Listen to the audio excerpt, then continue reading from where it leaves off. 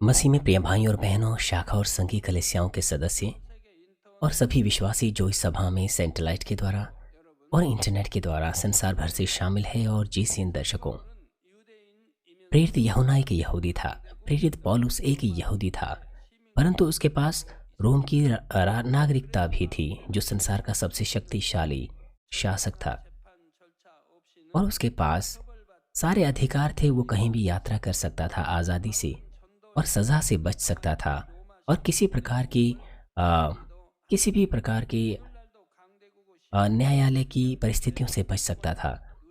रोम की नागरिकता होने के पास अपने मिशन ट्रिप पर जाने के उसके पास इस तरह के सौभाग्य प्राप्त हुए थे। आज भी यदि आपके पास नागरिकता हो तो फिर आप उस देश में जिसकी आपके पास नागरिकता है उसके कई सौभाग्यों को प्राप्त कर सकते हैं। फिर भी यदि आपने नागरिकता प्राप्त की भी है, फिर भी उसकी तुलना हम उस नागरिकता से नहीं कर सकते इस धरती पर जो नागरिकता हमें स्वर्ग के राज्य में मिलेगी। प्रेरित पौलुस फिलिपियों 3:20 में कहता है, पर हमारा स्वदेश स्वर्ग पर है और हम एक उद्धारकर्ता प्रभु यीशु मसीह के वहां से आने की बाट जो रहे हैं।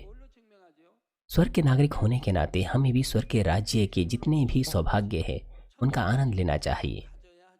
आपके पास क्या प्रमाण है कि आपके पास स्वर्ग की नागरिकता है? आपके पास उसका आईडी कार्ड होना चाहिए। बेशक उसका आईडी कार्ड सभी को नहीं मिल सकता। ये आईडी कार्ड केवल उसी को मिल सकता है जिसके पास विश्वास है। आपको वो प्रमाण दिखाना होगा विश्वास के रूप में कि वो विश्वास सच्चा विश्वास होना चाहिए, और उसका प्रमाण यह होगा कि आपको रविवार को पवित्र मानना होगा और उचित दशमांश देना होगा। ये सबसे उचित प्रमाण है कि आपके पास स्वर्ग के राज्य की नागरिकता है। आज और अगले कुछ सत्रों में मैं संपूर्ण विश्राम दिन को पवित्र मानने के विषय में आपको बताऊंगा। मुझे आशा है कि आप स्वर्ग के नागरिक होने के नाते विशेष अधिकार प्राप्त कर पाएंगे संपूर्ण दशमांश देने और विश्राम दिन को मानने के द्वारा। यद्यपि आप नए विश्वासी भी हो, फिर भी आप अपने आप को जांचें, या नहीं भी हो फिर भी आप अपने आप को जांचें कि क्या विश्राम दिन को पवित्र मानते हैं। आप केवल विश्राम दिन को पवित्र मानने के संदर्भ से अपने विश्वास के परिमाण को माप सकते हैं। मैं प्रभु के नाम से प्रार्थना करता हूँ कि आपके पास संपूर्ण और पूरा विश्वास हो, ताकि स्वर्ग के तमाम जो निवास स्थान है वहाँ की आप और साथ ही साथ नई यरूशलेम की स्वर्गीय नागरिकता को आप प्राप्त कर सकें। मसीह में प्रिय भाई और बहनों, विश्राम दिन प्रभु में विश्राम पाने का दिन है। प्रभु में विश्राम पाने का दिन। नए नियम के दिनों में विश्राम दिन रविवार को दर्शाता है, जिसे अन्यथा प्रभु का दिन कहा जाता है। मैं विस्तार पूर्वक आपको बताऊंगा कि विश्राम दिन क्यों प्रभु का दिन बन गया नए नियम के दिनों में। आज के संदेश के दूसरे हिस्से में मैं आपको बताऊंगा। और अब हमें विश्राम दिन को क्यों पवित्र मानना है, वो इसीलिए क्योंकि सृष्टिकर्ता परमेश्वर ने हमें ऐसा करने की आज्ञा दी है, और यह समझने के लिए कि क्यों परमेश्वर ने विश्राम दिन को पवित्र मानने के लिए हमसे कहा, आइए हम विश्राम दिन के मूल को, उसकी उत्पत्ति को देखेंगे। जब हम विश्राम दिन की उत्पत्ति को देखते हैं तो हम आइए आदि में चलें, जब परमेश्वर ने स्वर्ग धरती और इसमें सब कुछ को रचा। उत्पत्ति 2 अध्याय 1 से 3 पद में लिखा है, यूं आकाश और पृथ्वी और उसकी सारी सेना का बनना समाप्त हो गया, और परमेश्वर ने अपना काम जिसे वह करता था 7वें दिन समाप्त किया, और अपने किए सारे काम से 7वें दिन विश्राम किया। सप्ताह का पहला दिन कौन सा होता है?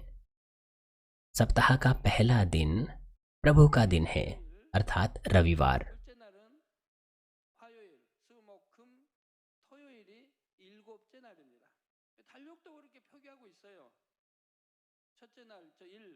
कैलेंडर में भी ऐसे ही लिखा होता है, मगर 80 के दशकों में जब हमारी कलीसिया खुली ही थी, कुछ लोग इसके बारे में भी बहस करते थे।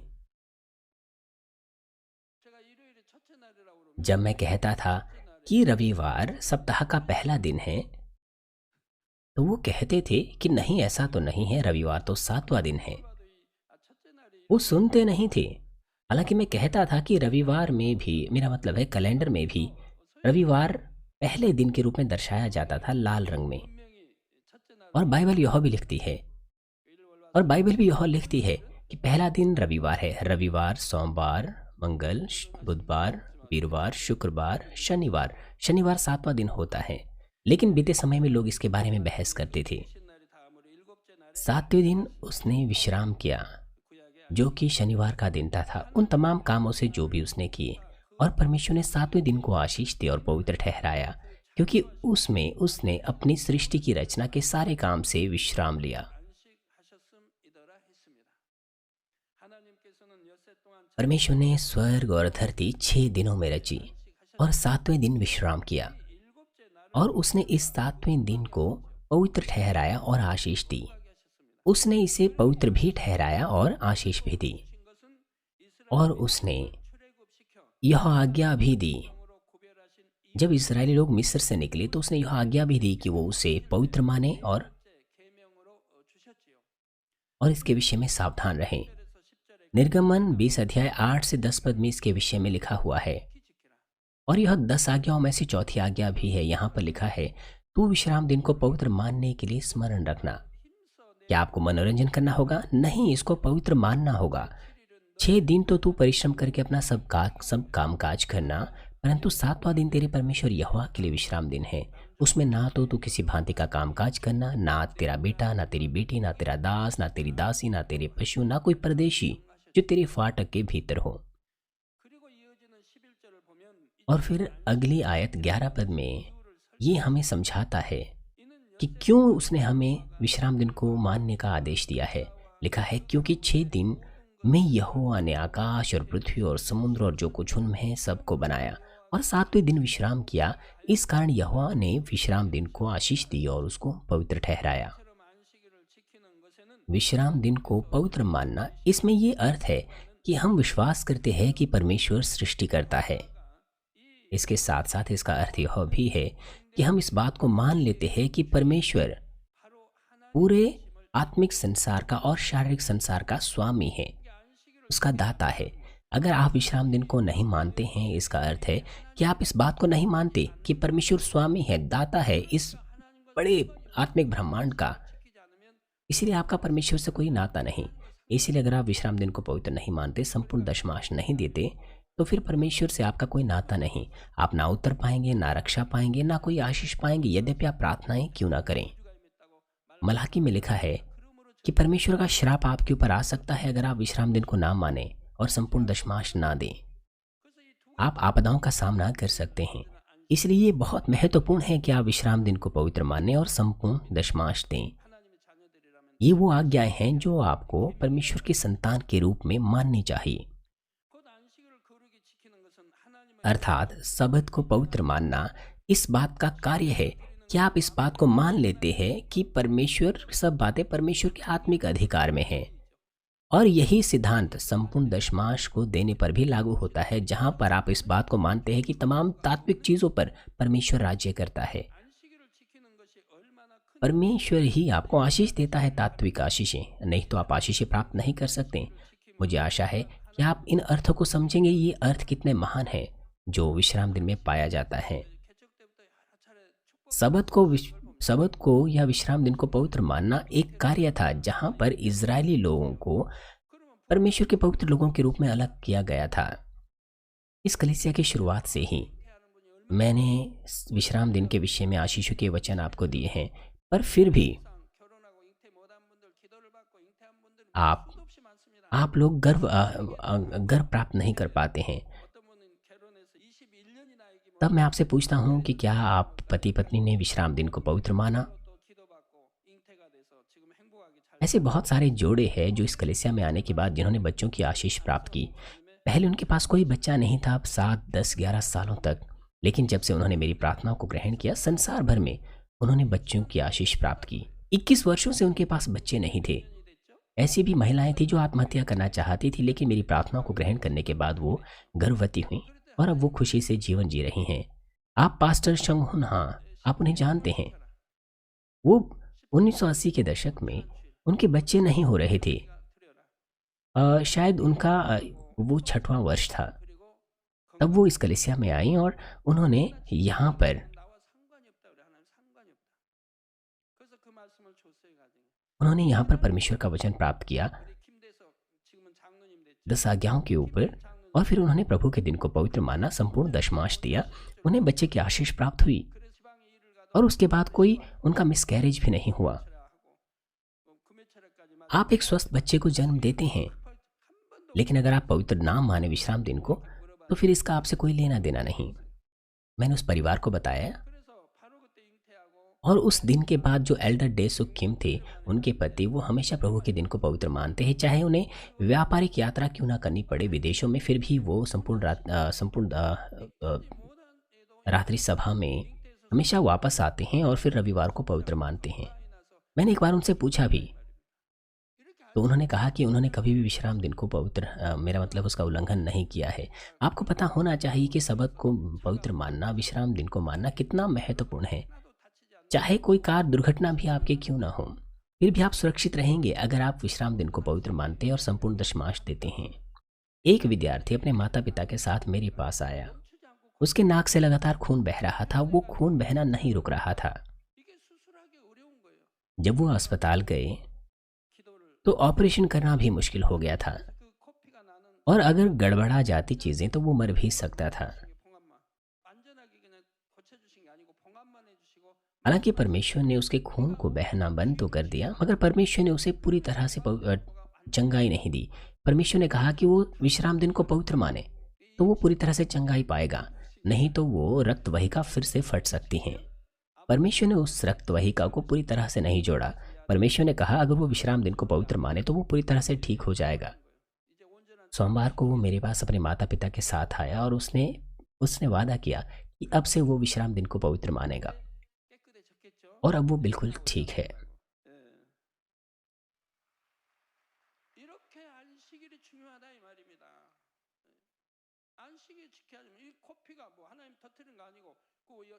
विश्राम दिन इस तरह से बहुत महत्वपूर्ण है। अगर वो पवित्र ना माने तो वो चंगाई प्राप्त नहीं कर सकता।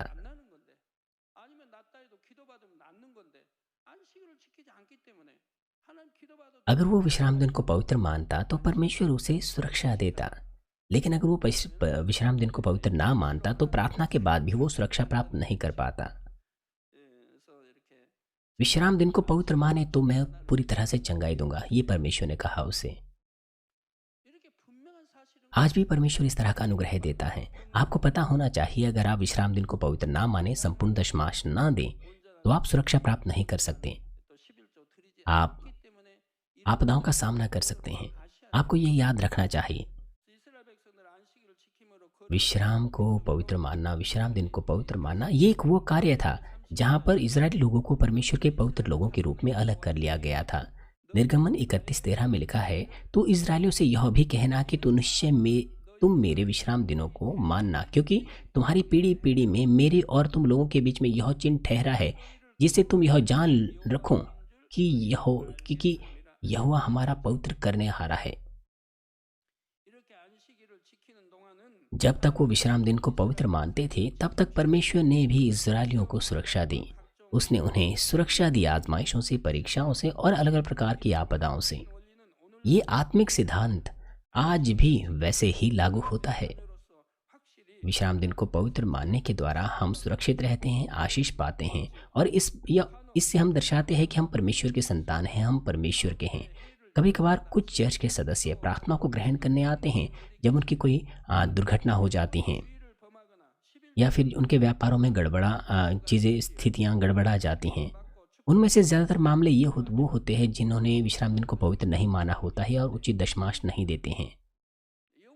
सुरक्षित रहना और आशीष पाना महत्वपूर्ण है, लेकिन उससे भी ज़्यादा महत्वपूर्ण आपकी आत्मा का उद्धार है। यदि आप इन चीज़ों को ना माने तो फिर आपका उद्धार से कोई लेना देना नहीं, जो कि आपको पाना चाहिए, जो कि उद्धार आपका होना चाहिए। और साथ ही साथ निर्गमन में एक व्यक्ति था जो सबत के दिन लकड़ी उठाने गया था, तो परमेश्वर ने उसे क्षमा नहीं किया, बल्कि उससे मार डालने का आदेश दिया गया।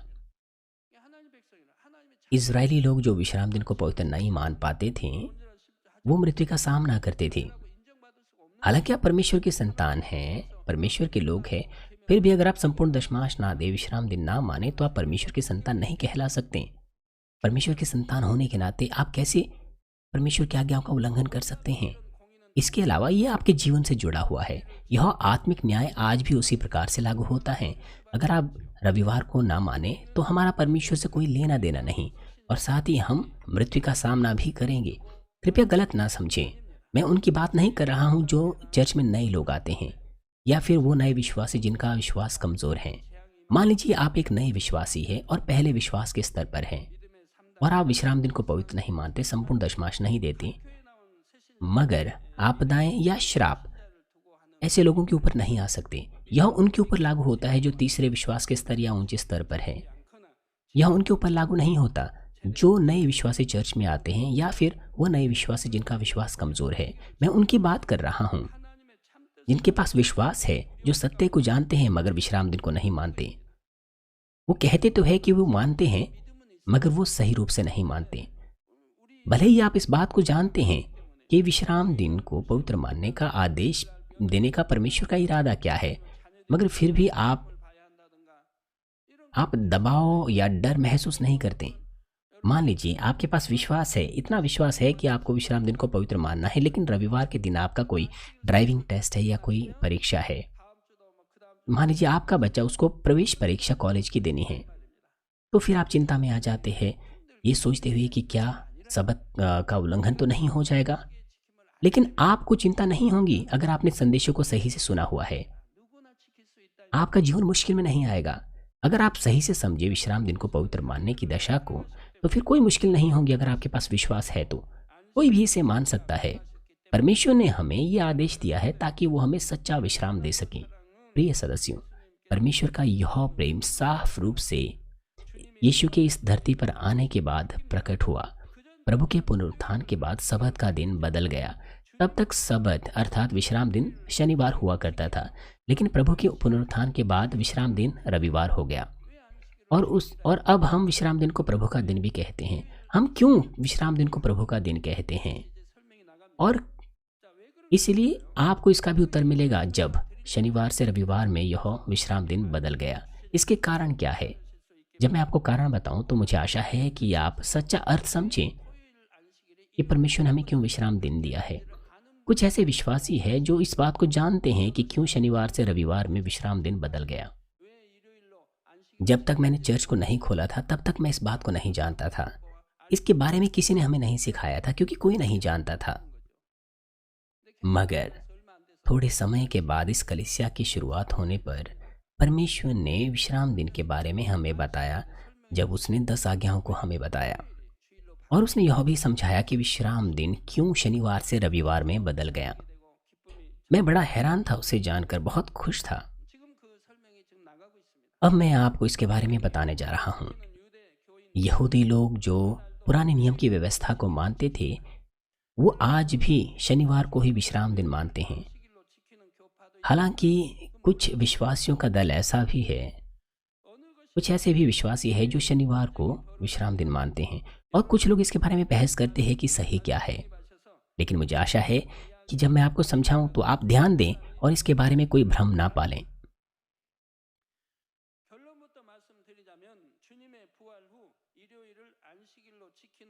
सबसे पहले तो कारण का सारांश मैं आपको दूंगा। क्यों हम रविवार को विश्राम दिन मानते हैं? वो इसीलिए क्योंकि हमारा प्रभु रविवार को पुनरुत्थानित हुआ। मरकुस 16:9 में लिखा है, सप्ताह के पहले दिन भोर होते ही वह जी उठकर पहले दिन मरियम मगदलीनी को, जिससे उसने 7 दुष्टात्माएं निकाली थी, दिखाई दिया। सप्ताह का पहला दिन कौन सा दिन है? वो रविवार है। शनिवार अर्थात विश्राम दिन जो शनिवार को हुआ करता था, उसके बाद जो पहला दिन रविवार है। सप्ताह के पहले दिन भोर होते ही वह जी उठकर पहले मरियम मगदलीनी को, जिसमें से उसने 7 दुष्टात्माएं निकाली थी, दिखाई दिया। बहुत सारी महिलाओं में जैसे कि कुंवारी मरियम, क्यों प्रभु ने अपनी पहली पुनरुत्थानित देह केवल मरियम मगदलीनी को ही दिखाई? आपको पता होना चाहिए कि मरियम मगदलीनी ने प्रभु से उतना प्रेम किया था, इसीलिए वो उस तरह के पद पर है। क्योंकि विश्राम दिन पुराने नियम में शनिवार को हुआ करता था और उसके बाद का दिन रविवार होता था। यीशु को क्रूस पर शुक्रवार को चढ़ाया गया और रविवार को सुबह सुबह वो जी उठा, जो कि क्रूस के तीसरा दिन है। शुक्रवार को वह क्रूस पर चढ़ा और फिर शनिवार के बाद रविवार की भोर को वो जी उठा। आइए संक्षिप्त रूप से मैं आपको समझाता हूँ कि क्यों शनिवार को विश्राम दिन माना जाता था पुराने नियम में। परमेश्वर ने स्वर्ग और धरती को 6 दिनों में रचा और 7वें दिन विश्राम किया। इसलिए पुराने नियम के दिन शनिवार को सबत का दिन मानते थे, जो कि जो कि सप्ताह का 7वां दिन है, जैसे कि रविवार, सोमवार, मंगलवार, बुधवार, वीरवार, शुक्रवार और शनिवार। शुक्रवार के सूर्यास्त से शनिवार के सूर्यास्त तक वो विश्राम दिन को पवित्र मानते थे। आज भी वो बड़े कड़े रूप से इसे मानते हैं। 1989 में जब मैं इज़राइल गया था तो मैंने देखा कि आज भी वो शनिवार को होटल में भी जो बिजली से जो स्वचालित सीढ़ियाँ होती हैं वो उसे भी नहीं चलाते हैं। वो चलकर 11वें फ्लोर तक चले जाते थे, 11वीं मंजिल तक। वो आज भी इस्तेमाल नहीं करते, केवल विदेशों से आने वाले मेहमानों के लिए ही वो उसका इस्तेमाल करते हैं। मगर यहूदी लोग आज भी उसका इस्तेमाल नहीं करते, वो सीढ़ियों में चलकर जाते हैं। ये काफ़ी उलझन भरा है, मेरा मतलब है बहुत धीमा है। खाना, दूसरी चीज़ें, आज भी वो बड़े कड़े रूप से इन बातों को मानते हैं। इसलिए जब मुझे वहाँ पर उनके भोज में आमंत्रित किया गया तो मैंने उनकी उन प्रथाओं का अनुसरण किया। वो उस भोज को भी बड़े कड़े रूप से मानते हैं पुराने नियम की व्यवस्था के अनुसार। एक बार मुझे एक भोज में बुलाया गया था तो मैंने देखा कि वो अंदर कमरों में नहीं सो रहे थे। हालांकि पूरी रात भर बाहर ठंड थी। पूरे के पूरे परिवार बाहर तंबू में सो रहे थे और पूरा का पूरा जो भोज है उन्होंने वहां पर खाया। परंतु क्या आप में से कोई ऐसा है जिसको आश्चर्य होता है कि रविवार क्यों सप्ताह का पहला दिन है? कृपया आप अपना कैलेंडर देखें। आज भी ज्यादातर कैलेंडर में रविवार का दिन सप्ताह का पहला दिन के रूप में दर्शाया जाता है। हालांकि जो एक कैलेंडर है वो सभ्यता का एक उत्पाद है जो लंबे समय पहले से विकसित किया गया है। परंतु यह निश्चित है कि कैलेंडर में भी परमेश्वर का प्रावधान पाया जाता है। परमेश्वर मनुष्य सभ्यता के आदि और अंत का दाता है। मनुष्य के इतिहास को वही चलाता है, इसीलिए कैलेंडर में भी उसका प्रमाण पाया जाता है। और साथ ही साथ कैलेंडर में भी सप्ताह का पहला दिन रविवार दर्शाया गया है।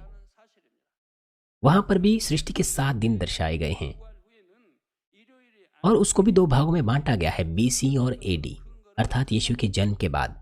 आइए अब से हम देखेंगे कि रविवार को क्यों पवित्र विश्राम दिन माना गया है प्रभु के पुनरुत्थान के बाद। भाइयों और बहनों, परमेश्वर ने सृष्टि के शुरुआत में सबसे पहले क्या रचा?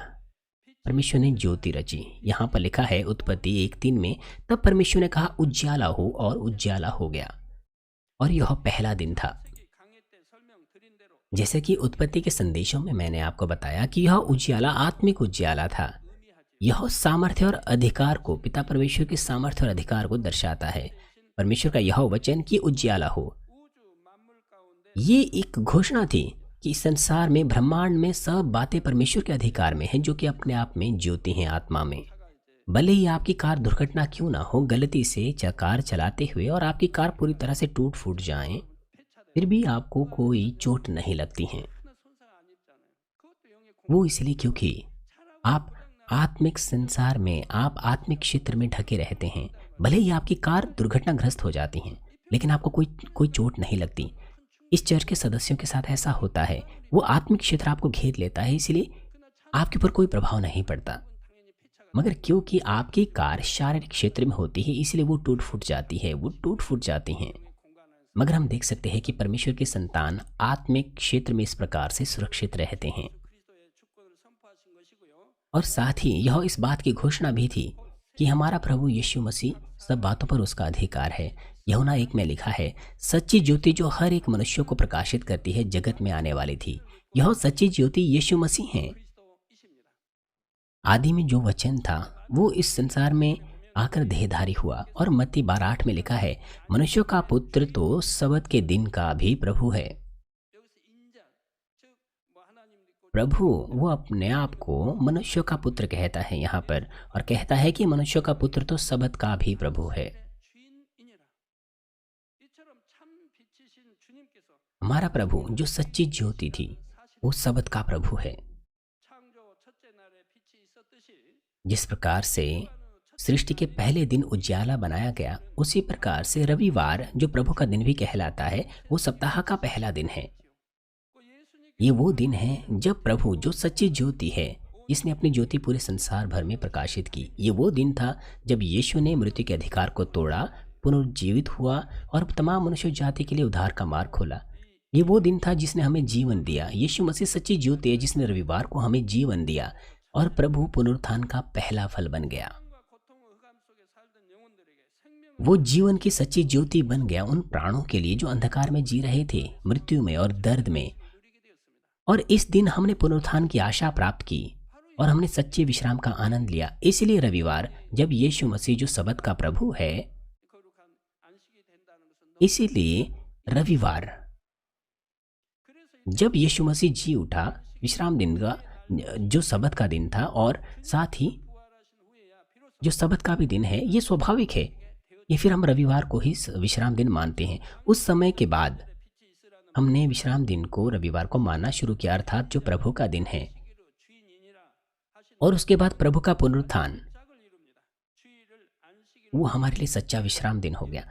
जैसे कि उत्पत्ति 1:3 में भी लिखा है, सच्ची ज्योति जो हर एक मनुष्य को प्रकाशित करती है, जगत में आने वाली थी। और मत्ती 12:8 में लिखा है, मनुष्य का पुत्र तो सबत के दिन का भी प्रभु है।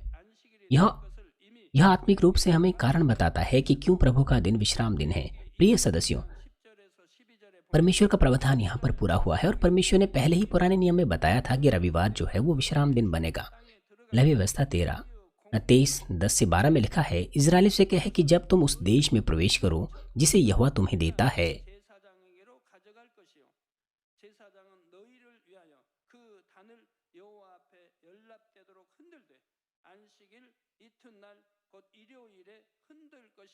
और उसके खेत काटो, तब अपने अपने पके खेत की पहली उपज का पुला याजक के पास ले आए करना, और उस पुले को यहोवा के सामने हिलाए कि वह तुम्हारे निमित्त ग्रहण किया जाए, और उससे विश्राम दिन के दूसरे दिन हिलाए। और उस दिन तुम पुले को हिलाओ, और उसी दिन 1 वर्ष का निर्दोष भेड़ा बच्चा यहोवा के लिए होम बलि करना। यहाँ पर 1 दिन का निर्दोष भेड़ का बच्चा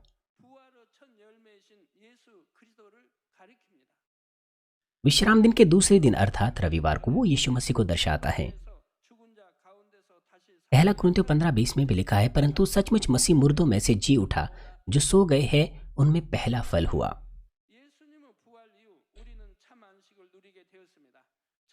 हम सच्चा विश्राम प्रभु के पुनरुत्थान के बाद, सच्चे विश्राम का आनंद प्रभु के पुनरुत्थान के बाद ही कर पाए हैं। जैसे कि परमेश्वर ने कहा कि जिस दिन तो उस फल को खाएगा निश्चय मर जाएगा। आदम का आत्मा मर गया था, और उसके पूरे जीवन भर में आदम के जितने भी वंशज थे, उन्हें दुख, बीमारी, बैर, झगड़ों में इन तमाम चीज़ों का सामना करना पड़ा, और अंत में अनंत मृत्यु का नरक में सामना करना पड़ा। और प्रभु ने इस तरह के मनुष्य जाति को पुनरुत्थान की आशा और अनंत जीवन दिया जब उसने मृत्यु के अधिकार को तोड़ डाला और जी उठा। अर्थात जब हम यीशु मसीह को उद्धारकर्ता के रूप में ग्रहण करते हैं और पवित्र आत्मा का दान पाते हैं, तो हमारी मरी हुई आत्मा जी उठती है। यह है आत्मिक पुनरुत्थान। और अब हम परमेश्वर के संतान के रूप में अलग किए गए हैं और हमने विश्राम पाया है। लेकिन इस धरती का विश्राम सिद्ध विश्राम नहीं है, इसीलिए परमेश्वर ने सच्चा और अनंत विश्राम स्थल हमारे लिए तैयार किया है, जो स्वर्ग का राज्य है। हम अनंत और सिद्ध विश्राम पाएंगे एक और पुनरुत्थान के द्वारा, जो इस आत्मिक पुनरुत्थान से अलग है।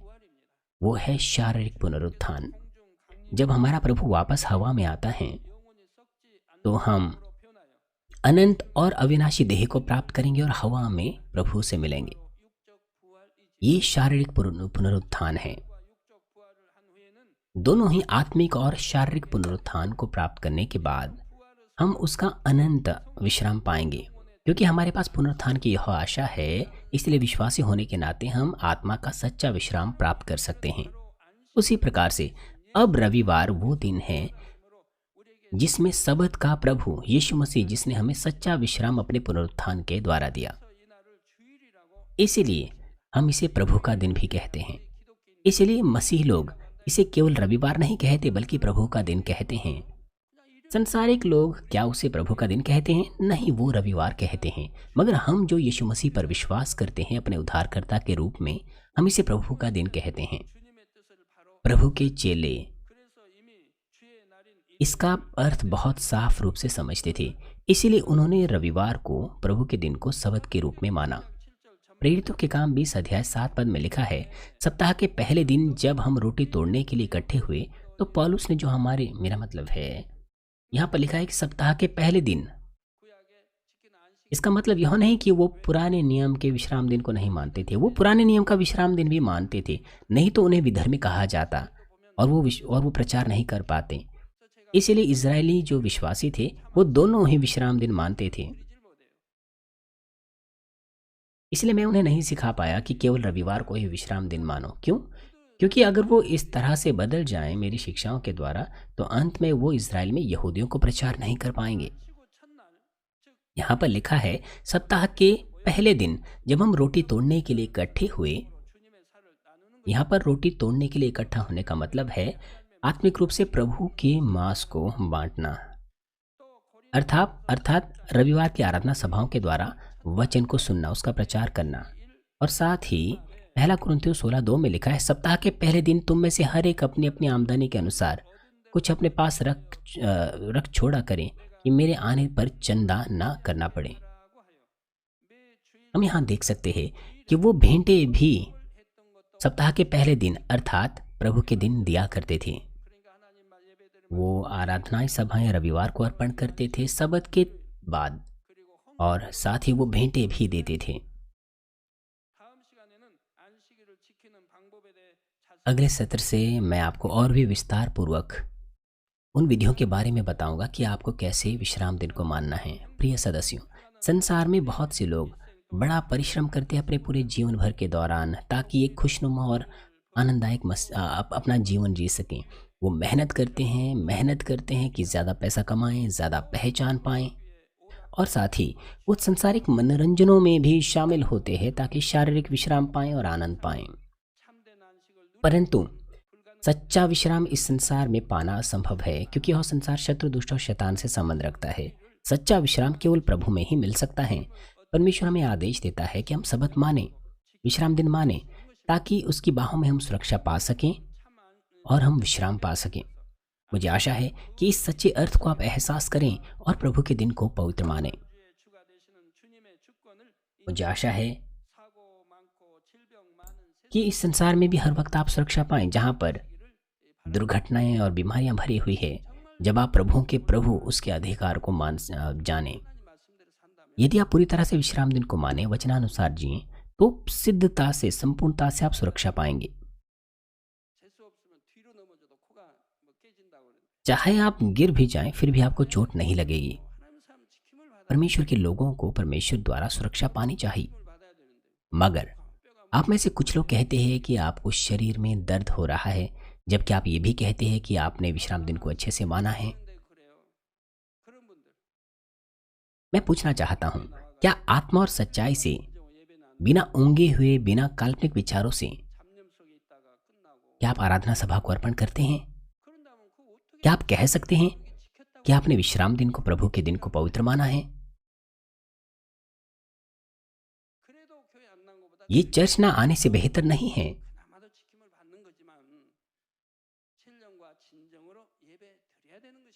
ये चर्च ना आने से, मेरा मतलब ये बेहतर है, मेरा मतलब है आप चर्च नहीं आते, ये उससे बेहतर है। इसीलिए किसी न किसी सीमा तक आप सुरक्षा तो पाते हैं, परंतु आप कह नहीं सकते कि आपने आत्मा और सच्चाई से आराधना में हिस्सा लिया है। आपको ऐसा नहीं करना चाहिए। आपको सभाओं में सोना नहीं चाहिए। मैं प्रभु के नाम से प्रार्थना करता हूँ कि हर सबत में, हर विश्राम दिन में आत्मिक रोटी आप प्राप्त करें और अंत में स्वर्ग के राज्य में, अनंत निवास स्थान में सच्ची शांति प्राप्त करें, सच्चा विश्राम पाएं। आइए संदेश पर सोचते हुए सभी लोग साथ मिलकर प्रार्थना करेंगे। 께서 참으로 천지만물을 창조하시고 7일째 안식하셨던 것처럼 안식을 통해서 하나님과 우리의 표징이 되어서 믿는 자로서 참된 우리가 구원과 축복을 받을 수 있다 말씀하시며, 또 안식일을 주일로 이렇게 바뀌게 된 이유에 대해서 안식일의 주인이시며 참비이신 우리 주님께서 참으로 부활하여 우리에게 참된 구원과 소망을 주신 뜻깊은 날이 참으로 안식 후 첫날 주일이기에 우리가 주일을 아버지 앞에 거룩히 지킨다고 했습니다. 오늘 이 말씀들 마음 명심하여 온전한 안식일을 지킴으로 아버지 앞에 영광 돌리는 우리 만민의 모든 복된 성도님의 삶이 되게 축복해 주옵소서. 우리 주 예수 그리스도 이름으로 간절히 기도하옵나이다. 아멘. 당자님의 환자 기도를 받으시겠습니다. 아픈 곳이나 연약한 곳에 वीडियो के माध्यम से सीनियर पास्टर की प्रार्थना ग्रहण करेंगे। अपना हाथ अपने बीमार अंगों पर रखें या अपनी छाती पर रखें। अपने हृदय की इच्छाओं को प्राप्त करने के लिए विश्वास से प्रार्थना को ग्रहण करें। हालेलुया। सर्वशक्तिमान हमारे प्रेमी पिता परमेश्वर, कृपया अपना हाथ सभी विश्वासियों पर रखें जो इस वक्त इस प्रार्थना को ग्रहण कर रहे हैं। समय और दूरी को मिटाते हुए अपना हाथ सभी लोगों पर रखें जो इस वक्त इस प्रार्थना को GCN और इंटरनेट पर, सैटेलाइट टीवी पर, शाखा और संघी कलीसियाओं में और परमेश्वर की संसार भर में जो संतान हैं ग्रहण कर रहे हैं। उन्हें हृदय से विश्वास करने की योग्य विश्वास दीजिए। नकारात्मक विचार और शक दूर कीजिए। तमाम क्लेश और आजमाइशें दूर कीजिए। सिर से लेकर पैर तक सभी अंदरूनी अंग, कोशिकाएं, उत्तक और तंत्रिकाएं और जो भी बीमार अंग है उन्हें पवित्र आत्मा की आग के द्वारा झुलसा दीजिए और मूल ज्योति के द्वारा। यीशु मसीह के नाम से मैं आज्ञा देता हूँ, शत्रु, दुष्ट और शैतान, सभी बीमारियां, रोगाणु, विषाणु और निर्बलताएं दूर हो, ज्योति आ जाएं। कृपया उनके तमाम असाध्य और अंतकारी रोग पवित्र आत्मा की आग के द्वारा झुलसा दीजिए। सभी प्रकार की महामारियां, मलेरिया सहित दूर कीजिए। सभी संक्रामक रोग, जुकाम, बुखार सहित दूर हो, उन्हें सुरक्षा दीजिए। सभी प्रकार के रोगाणुओं और विषाणुओं से, तमाम पेट, फेफड़े, जिगर, छाती, यूट्रिन और आंतों के कैंसर से उन्हें चंगा कीजिए। एड्स, लुकेमिया, दिमागी रक्तघात, उच्च रक्तचाप, धीमा रक्तचाप, थायराइड की समस्याएं, हृदय, फेफड़े और स्त्री रोग और तमाम सूजन और जलन दूर हो। पोलियो, लकवा, गठिया और हर्निएटेड डिस्क से उन्हें चंगा कीजिए। पीठ दर्द, सिर दर्द, मानसिक दर्द और सभी दूसरे दर्द गायब हो जाएं। मिर्गी, स्वलिनता, उदासी, तंत्रिका रोग, अवसाद और दूसरी मानसिक बीमारियां दूर हो। सभी प्रकार के लकवे खुल जाएं। उठें, चलें और कूदें। आंखें सामान्य देखने लगे, कान सामान्य सुनने लगे, अंधे देखने लगे, बहरे सुनने लगे और गूंगे बोलने लग जाएं। सभी प्रकार के दुर्घटना के दुष्प्रभाव से उन्हें चंगा कीजिए। उनकी टूटी हड्डियां जोड़ दीजिए। उन्हें जलन से ठीक कीजिए। जलन और दहन संवेदना उनसे दूर हो। पिता, कोई दाग वहां न रह जाए। सभी प्रकार की नशे की लत से, जहर पदार्थ और उनके इस्तेमाल से साफ हो जाओ। मृत कोशिकाओं, तंत्रिकाओं को फिर से जिला दीजिए। मृतकों को जिला दीजिए। उन्हें गर्भधारण की आशीष दीजिए। आप गर्भधारण की आशीष प्राप्त करने पाएं। यीशु मसीह के नाम से मैं आज्ञा देता हूँ, शत्रु, दुष्ट और शैतान, हवाओं के सामर्थ्य के शासक, अंधकार की बुराई की सेनाएं और उनके दास दूर हो। बुरी, अशुद्ध, झूठी, धोखे की और अलग करने वाली आत्माएं और तमाम अंधकार के बल दूर हो। दुष्टता के बंधन खुल जाएं। अंधकार दूर हो, ज्योति आ जाए। पिता परमेश्वर, उन्हें प्रार्थनाओं में पुकारने की ताकत दीजिए।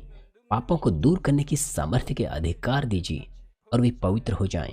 जब उनका प्राण समृद्ध होता है, सब बातों में वे भले चंगे रहे और उनके परिवारों में भी सुसमाचार का प्रचार हो।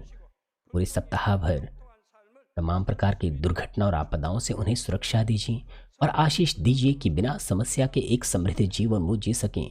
पवित्र आत्मा के अग्नि में बाड़े में स्वर्ग की सेना, स्वर्ग दूतों और अपनी धधकती आंखों से अपने सभी बच्चों को, उनके घर, कार्यशालाओं और व्यापारों को सुरक्षा दीजिए। विद्यार्थियों को बुद्धि और समझ दीजिए। जोश और जुनून, मेहनत से पढ़ाई करने के लिए उन्हें दीजिए। उनका हृदय और मन संसारिक चीज़ों से बचाएं।